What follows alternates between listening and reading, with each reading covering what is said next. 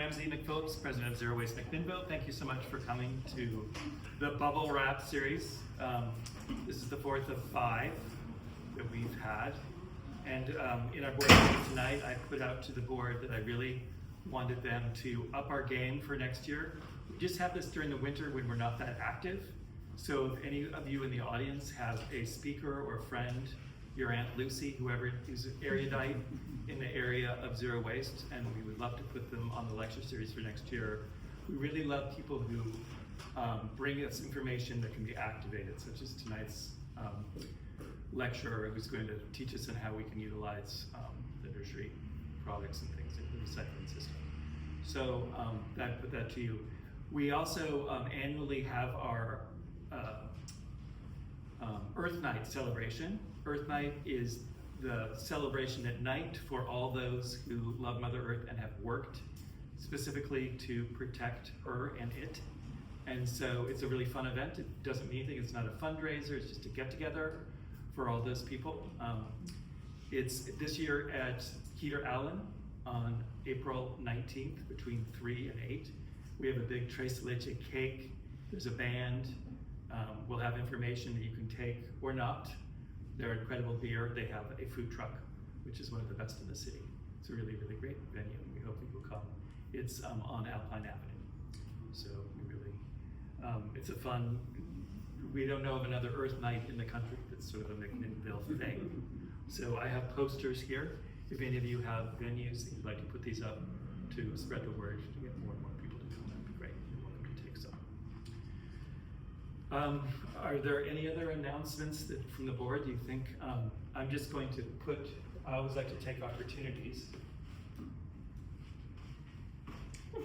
For those of you who may not be aware, we have a Forever Wear program in this city where you can check out a cup or a box that is stainless steel, not plastic, not paper, and then utilize it in the 5 establishments that so far have signed up in this city, where you can just go in between. You can take a dirty one in, somewhat, not filthy, but sort of, and get a fresh, clean one. They have a skewer at the bottom. You just sign up when you go in.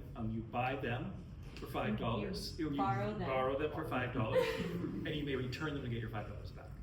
But that's sort of the buy-in of the issue. But I just want to remind people that we really hope you will utilize. And the 5 places are, Bren? Alchemist Jam, Local Flow, Good Food Mac, Crescent Cafe, and Bad Dog Bakery. Great. All right, Jerry is going to introduce tonight's speaker. She's the one who brought us forward. Jerry? Well, Jerry with the Plastic Project, and one of the exciting things that we get to do is to give information to industry that is looking for a way to deal with their plastic waste. And a lot of agricultural questions from wineries, from nurseries, farmers. What do we do with this stuff that we get? So I was thrilled to find a company in Brooks called AgriPlaz.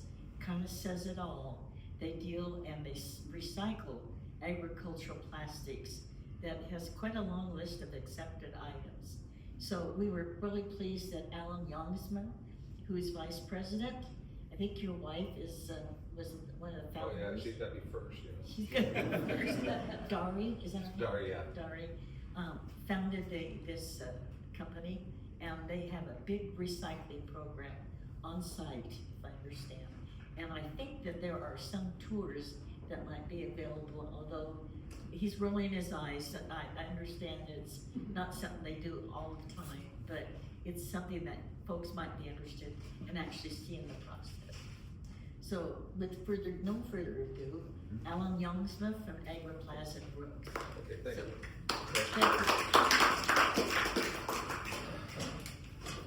AgriPlaz is one of the few companies in the United States that recycles agricultural plastic.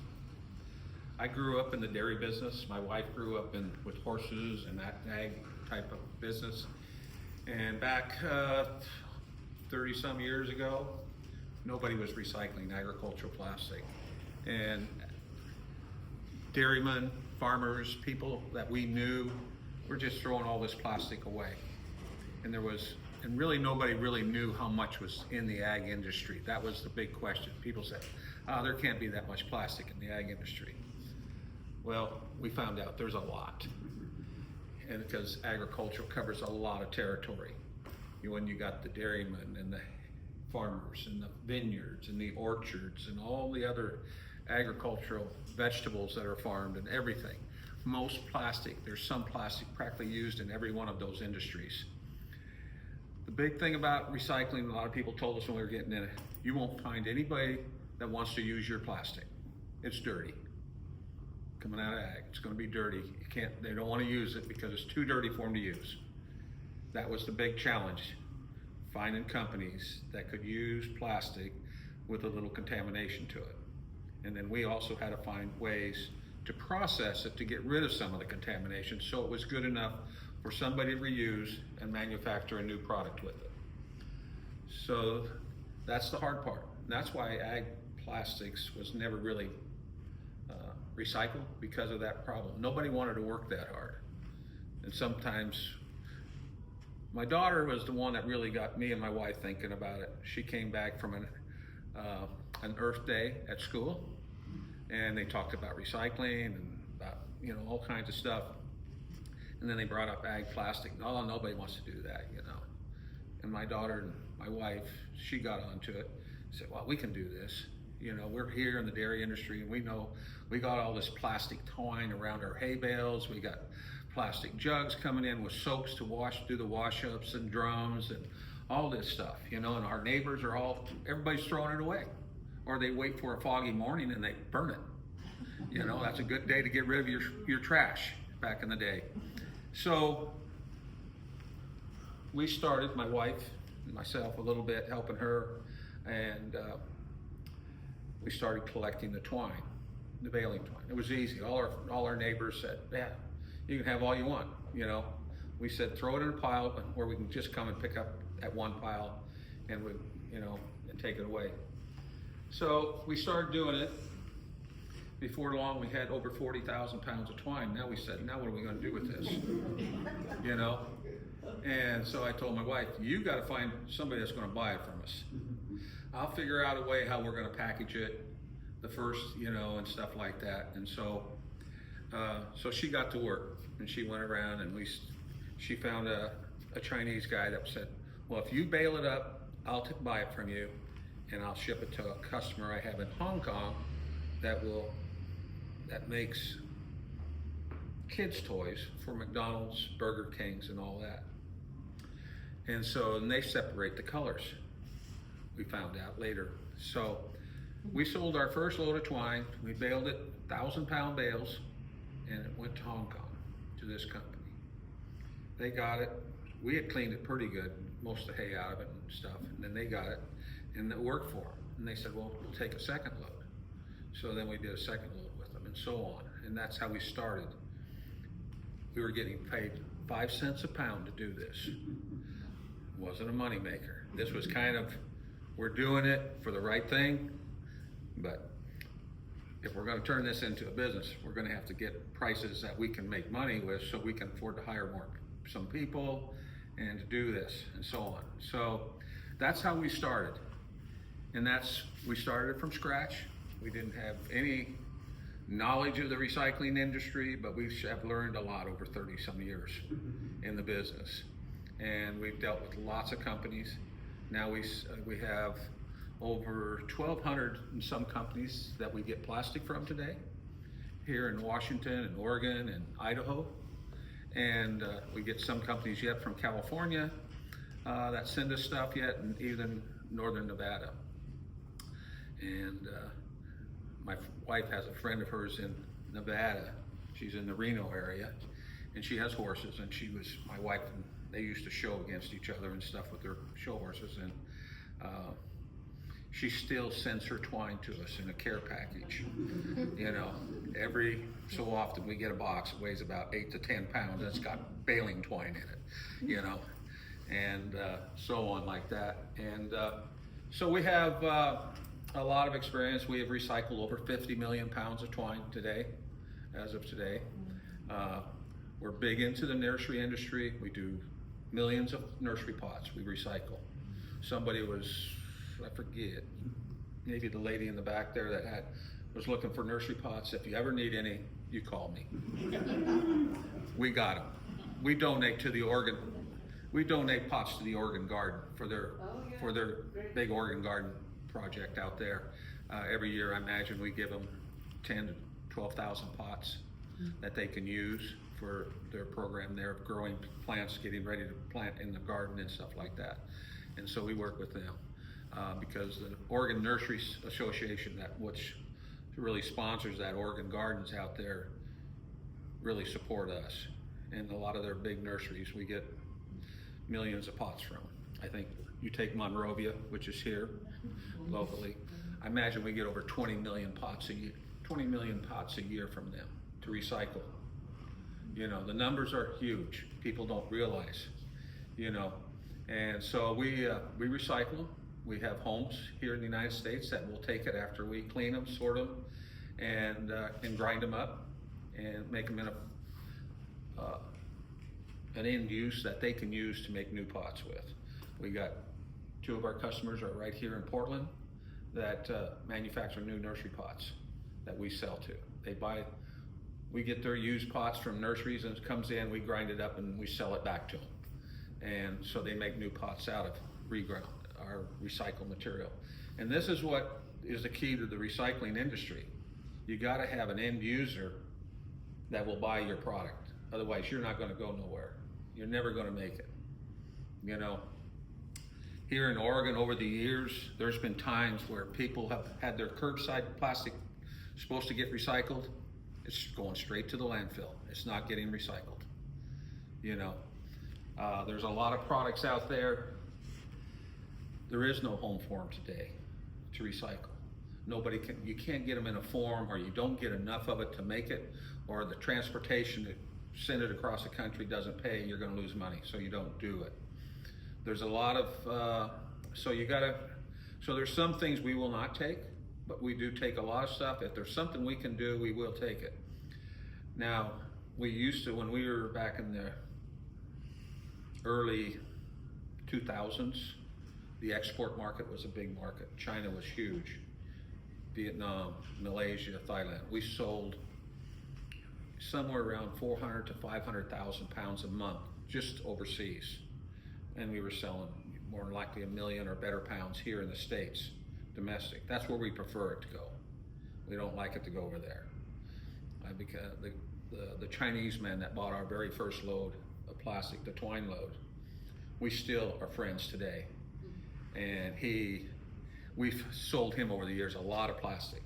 But he is now, because China here 7, 8 years ago, cut the US off for recycling plastics and a lot of other countries. He moved out of China. He's got a facility in Lodi, California, and one in Chicago now. He's got 2 locations where he takes plastics and manufactures a product. A lot of your plastic spoons, forks, and knives are made by Irving. We sell him polystyrene, hard plastics from nursery plug trays from nurseries. He cleans them, washes them, sanitizes them, and makes new plastic food, I guess, your utensils would be the word to say, with it. And that's a particular market that he has. I've been in his warehouse in Long Beach where he has all the finished product that he markets out around the country, and where else he sells it. But he'll pay me for it, then he'll do all the other processing to it and manufacture that new product and sell it. That's how plastic recycling should work. It always doesn't though. There's a lot of other things that happen that are not good in the industry yet today. But there's a lot of people looking at different things. You know, a big thing today in plastic is what you call, there's a number of names for it. Advanced recycling, chemical recycling, whatever you want to call it. It's a pyrolysis type of operation where you cook the plastic and you gasify it and bring it back to its natural form, which is natural gas or an oil. And you're separated. Then this product now can be used either to make a new fuel or be making new plastic. And that's the big thing that's going on right now with all the big plastic companies. Making new plastic out of recycled through this process. Because by cooking it and everything, you're killing all the contamination, you might say, to it. And it will end up as an ash in the bottom of their unit, and the gas and the oil then can be reused. And it's actually cleaner than the oil that comes out of the ground in natural gas, because it's already been processed once before, and now it's gone through a second, and it's very easy for them to use. So it's a new thing. A lot of the big companies that want to say they're recycling are really looking at this, because the companies like Exxon, Shell, BASF, these big chemical companies can now make a plastic with recycled content. So it eliminates a step for them. In other words, if they would buy the plastic from me, they would send it to another company that would make a pellet out of it, cook it again, melt it, put it through some more screening processes, and then they can use it. They're going to eliminate that process. Instead of buying they'll buy virgin recycled content plastic from the big oil guys, and then they can actually say it's got recycled content. And there's an independent agency that started up when that all started going on, that comes to our facility or anybody else's and verifies that this plastic is really recycled plastic that they use to make the product. So it's not pie in the sky, you might say.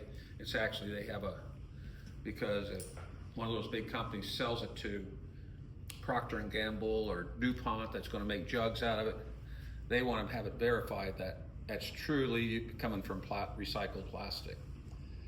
What that does, this chemical and advanced recycling, it opens up a lot more doors to getting more plastic recycled. Because there's a lot of plastics that are out there, they're commingled. I just had some nursery pots come in from a nursery up here in Cornelius. It's supposed to be polypropylene. It's not. There's polypropylene in it, but there's also other plastics that they blended in. These pots were made in China. We haven't seen many pots coming in from China, but these came in from China. They got to the nursery. The nursery says there's something wrong with these pots. We tip some open, they're cracking. Well, that's because they weren't made properly, and they put other stuff in there. So when we tested it, there's polypropylene in it, but there's also some polystyrene in it, some PET in it, some HDPE, some glass-filled polypropylene that had a little bit jars of glass in it, and we found little pieces of metal in it.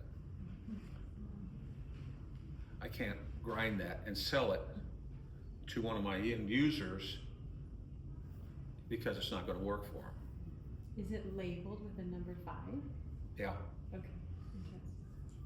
A lot of material that we get is labeled with number 5 or number 2, and it's not. What happens is the people that make the products a lot of times, when they got their mold that they make the product in, will have in their name, a stamp that says the triangle with a 5 in it or a 2 in it. They got to, instead of, say it has a 5, well, they got a really good buy to buy a bunch of high density polyethylene. That's a number 2. Well, it costs a lot of money to buy a new mold. They're very expensive. So they just run it through that mold and it comes out number 5, even though it's number 2. That's another trick in the recycling industry, that you have to be able to distinguish what is what.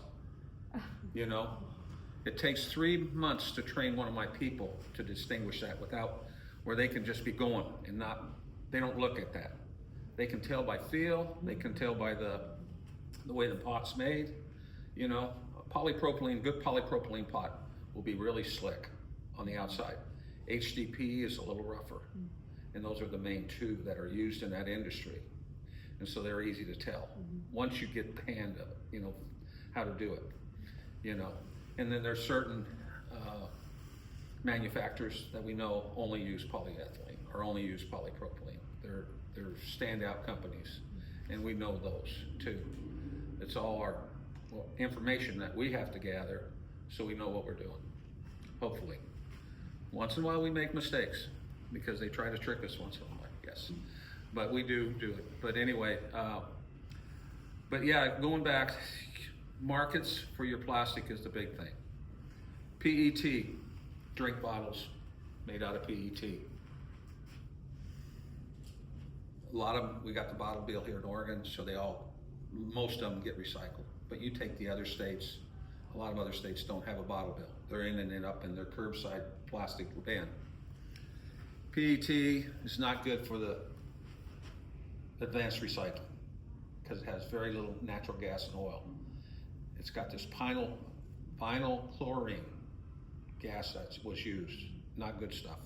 We don't do any PVC or PET recycling at our facility because if you start grinding it and get fines in the air and stuff, you got to be very careful for your people that they don't breathe too much of it, you might say.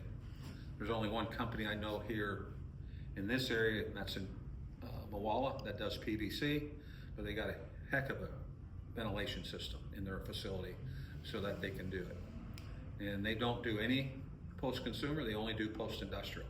So their stuff comes straight out of plant that makes window profiles and stuff like that for window industry. And that's the only stuff they do. They don't do any other plastic. Does PET have a number? PET is number 1. Okay, PVC is number 3. Okay, PET you're saying? Or Yeah, it's 1, yeah. Yeah. And then you got different grades. You got a PETE and a PETG and PET. You got different grades. So it all acts different when you start melting. So you gotta, those are other things that, just another part of the whole business. We do some non-ag plastics, and it's only because companies have called us over the years because nobody else will do their stuff. They've called us and we can handle their material. We do a lot of LDPE and polypropylene foam packaging. Very light. We fill up our big 53-foot semi and if we're lucky, we got 4,000 pounds in there. That's it. Very expensive to haul it, you know. So most of our people that we take that from bring it to us. We'd say, you bring it to us, we'll take it. And then we process it into a form that we can sell it in. We can take that, say we had 10 big containers with 4,000 pounds in it, we will condense it down to 1 container with 40,000 pounds in it. Because we take all the air out of it, all the foam, and get it down to where it's heavy again. So that's what we do. Oracle, Intel, big companies like that, they bring that to us. But we're saving them, like Oracle, we save them $3,000 to $4,000 a month if they were paying a garbage hauler to haul it away. It's very light, it takes up a lot of room, and they got to haul lots of containers away. That costs them a lot of money. They would be paying 50, well today more than likely 75 cents a pound to get rid of it. And that adds up. But anyway, most of the companies that we deal with, we're saving them money dumping fees because nobody else would take their material if we weren't here today. So, but there's the new Modernization Act that's been passed here in Oregon. Some of you have heard of it, I'm sure. Some of you maybe haven't. That's a new law that's took effect actually in July, but really not much has happened. The only collection thing I think they've set up so far is in Ashland, Oregon, where they put a container there and a person to accept plastics to go in the container. And then I don't even know if they know where it's going to go yet. I talked to one of the people on the committee and she said, well, it's still in the air and we're still trying to decide what we're going to take, what we're not going to take, because the plastic industry has been really low and slow here lately. And so there's some products that they thought they were going to take, now they're not going to take because they can't find a home that anybody will take it. And so they're kind of stuck there where they're going to go with this. And the National Wholesalers Association is suing them for it. And that comes up in court in July. And after that's settled, then they might be able to figure out where they're going if if they don't win. Here in Oregon, I would say there's a good chance that's in front of a liberal judge that will go along with the DEQ and the state to keep it going. So, but it's a touchy situation. They've asked me to be on one of the committees, and I haven't decided yet because I have some real issues with it. They're talking about, they anticipate their first year getting paid $180 million from companies that ship their plastic products in containers that are plastic here in the state of Oregon. And they're anticipating that they might only recycle 40% of that. Well, you're asking a company to pay, say for £1 million, he's supposed to pay for £1 million, but they may only recycle 400,000 or 40,000 pounds or whatever. Well, they have a hard time, because I've talked to some of these companies because I deal with some of them, and they have a hard time swallowing that. Why do we got to pay 100% when they're only talking about recycling 40%, and they're saying that's what we're supposed to pay for? So there's some issues there, and I have issues with that same thing. I can't see charging somebody for something if you're not going to do it. And the other part of the problem is they're having a hard time finding markets for all this stuff. And the bigger stuff, like buckets and plastic pallets and stuff like that, they haven't found markets for it that they want to take. There's a lot of issues. Nursery pots has been excluded on the wholesale. In other words, the guys that sell Monrovia, their nursery pots, they're excluded.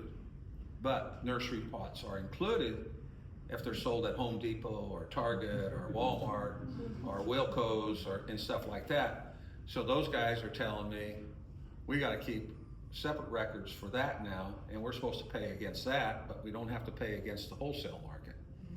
That was kind of a deal that was worked out, is my understanding. So things are happening that way. Did you have a question? Okay.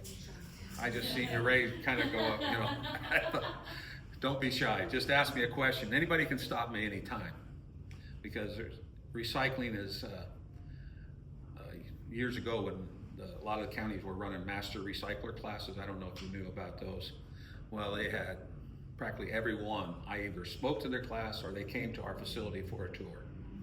So a lot of them learned that way. But recycling is very difficult. It's not as easy as people think.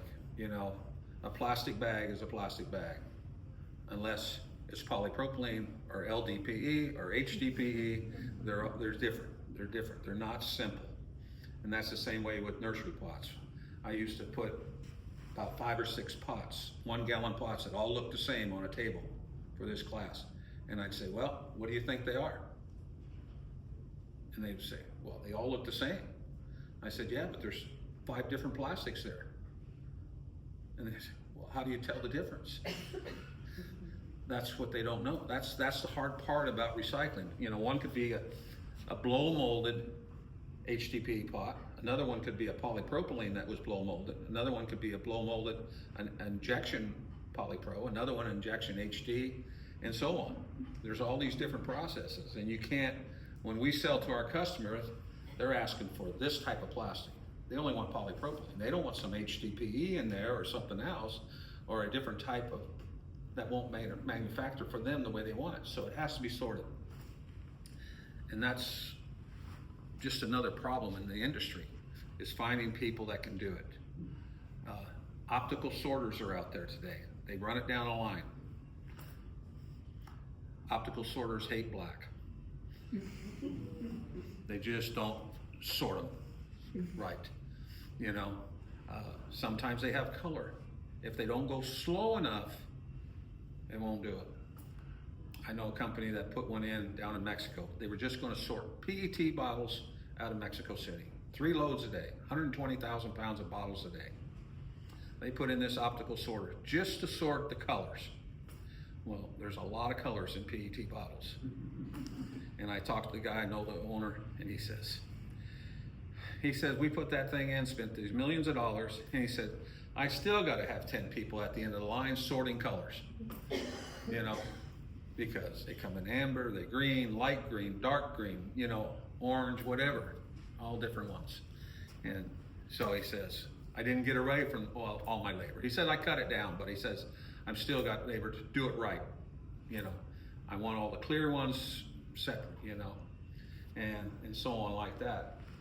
Another issue is, I've had a meeting in Atlanta, Georgia at a conference with Coca-Cola years ago. Remember when they came out with the 2-liter bottle? Some of you, most of you do. You're kind of young yet, but you know. Well, when they first came out with that bottle, remember the black cap on the bottom? It wasn't PET, it was polypropylene. The cap was HDPE. So here you got HDPE, PET, and polypro all in the same. Who's going to take it apart? That's what I told them. I said, who is going to take that apart? Are you going to take that apart? You guys want to are here because you want to recycle, you want to help recycling, but you're hurting it because who can recycle that? I can't. You know, and I said to take the labor of every bottle, take that off the bottom, and take the cap and make sure it goes somewhere else. A lot of caps aren't with the bottles, but some of them are. You know, and then there was some people, other beverage people that were using for the label around was different, wasn't PET either. Another issue. So how can we recycle it? I said, you guys got to change. You got to make recycling easier if you want your product to be recycled. You got to make it out of the same material, which you can do, and you have to do it. It might cost you a little more, but that's if you want to help recycling, that's what has to be done. And this is how I talk to a lot of at conventions and stuff. Talk to manufacturers. They can help make it easier for us to recycle. You know, if they want to. Yes, sometimes it costs them some money, but that's if they want to help recycling and benefit from the recycling, saying they're recycling their own product and stuff like that. That's what they have to do. Now I work for the Agricultural Container Council. This is a group of the chemical companies that manufacture pesticides, herbicides, and so on. And what they do is they pay Agriplast here in Oregon, Washington, Idaho, and Utah to recycle all the empty pesticide and herbicide containers. After farmers mixed them with water to spray these crops, we ask them, they have to recycle, they have to rinse them out, make sure we don't get no chemicals at our facility. Sometimes very difficult for some guys, particularly their workers. Farmers are good at, you know, but their workers sometimes get lax out there. So if they're dirty, we leave them. We don't take them and we don't accept them at our facility if we can catch them, you know, and so on. That is where the companies are being responsible. This is where the Modernization Act has got to get companies like that responsible for helping. These companies pay us to do it. So they've been exempted from the Modernization Act because they're paying Agriplast to recycle all these containers here in Oregon that we can get our hands on. Very few of them end up in curbside recycling. And that was their reason that the committee didn't make them have to pay for those jugs coming in the state to be recycled, because they're paying Agriplast to do it, which is good for us, you know. And we will recycle, here in Oregon, we recycle over 500,000 pounds of plastic from those units every year, just of the jugs, the 2.5 gallon jug or gallon or pint or whatever. And then we do almost 500,000 pounds of plastic drums, 30 gallons, 12 gallons, 55 gallon drums also that are included in the program. So we do here in Oregon around 1 million pounds of that material every year. And we have homes that use it. Most of it goes into plastic underground drainage pipe. You see these big black pipes they put under your driveway if you're out in the farm area or even in town. They'll put this big pipe in it. Good chance it has some pesticide plastic in it from the pesticide industry, herbicide. They also, the farmers put in what they call underground drainage tiles. They're perforated pipe that they put in the ground to help with the drainage. If they've got some ground that gets a lot of water and sands, this way as it drains down, they can drain it off the ground faster so they can get back in there with their tractors and stuff like that. We have a company in Iowa that I know of that uses it to make plastic pallets. There's a company, Nursery Supplies in Pennsylvania. They use it, some of it they blend in for their nursery pots that they make, new nursery pots. So there's different industries like that that can use that type of plastic, and so it can be reused again. That's some of our end markets in that industry. Our baling twine, most of it goes into the roofing industry, and they blend it in with their oil asphalt mix that they put in the roofing material. What the twine gives it, a little flexibility, is what they've been looking for over the years, and that's what they've been doing. In other words, if you don't have that blended in there and it gets real hard and dry, it's going to crack when somebody walks across it. With the twine blended in it, because it has that flexibility, because twine is actually what they call is really made as a film grade, and so it has a lot of flexibility to it. That's why it wraps around bales and ties knots and everything else with it. So we sell it to companies that manufacture roofing products and coatings for the roofing industry, and that's who we sell to, and they can use it. That twine, now we have to grind all that twine up. It looks like a good description, but if you go into a salon or a hair man, we get a haircut and they cut your hair and you see all this loose hair on the ground. That's what the twine looks like after we grind it. And it's we run it through what we call a screen. The little pieces are about so long, but it's all individual because the twine is very thin when you unwrap it like that and cut it. And we package it in a plastic bag that weighs 50 pounds. We press it together, wrap 2 pieces of twine to hold it together, and then they seal the bag, because otherwise all this fine stuff would be falling all over the place. And that's how we ship it. And we've been doing that now for 30 years. When we finally started grinding it, after we had to find a market that would pay us more money. They pay us more money because it's a good product for their industry and they're willing to pay for it. So that's what we do with that.